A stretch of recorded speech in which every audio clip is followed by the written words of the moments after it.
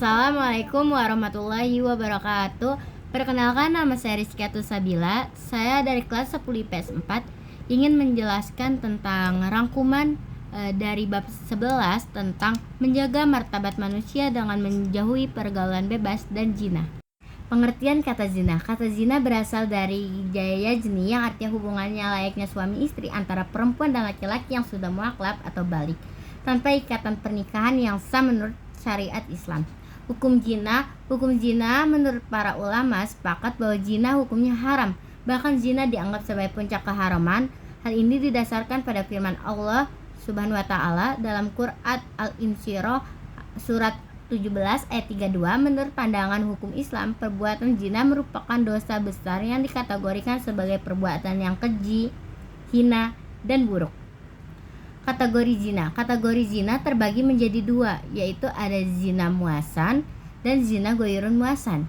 Zina muasan yaitu zina yang sudah balik, berakal, dan merdeka, dan hukumnya yaitu direjam dan dilempari dengan batu sederhana sampai meninggal. Sedangkan zina goirun muasan yaitu zina yang masih lanjang dan belum pernah menikah, hukumnya adalah didera 100 kali dan disingkirkan selama 1 tahun. Hukum bagi orang yang menuduh zina adalah hukumnya bagi penuduh zina terhadap perempuan baik-baik dengan didera sebanyak 80 kali deraan. Hal ini didasarkan pada firman Allah Subhanahu wa taala dalam Quran An-Nur surat ke-24 ayat 4. Di antara dampak negatif zina adalah sebagai berikut. Yang pertama yaitu mendapatkan laknat dari Allah Subhanahu wa taala. Yang kedua, dijauhi dan dikecilkan oleh masyarakat. Yang ketiga, nasab menjadi tidak jelas. Yang keempat, anak hasil zina dan tidak bisa dinasabkan kepada bapaknya. Yang terakhir dan yang kelima adalah anak hasil zina tidak berhak mendapatkan warisan.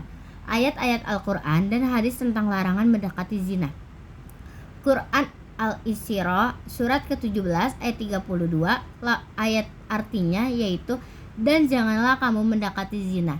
Zina itu sesungguhnya suatu perbuatan yang keji dan suatu jalannya yang buruk. 3 dampak di dunia dan di akhirat tentang zina.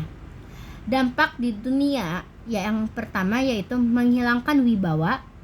Yang kedua, mengakibatkan keparkiran. Yang ketiga, mengurangi umur.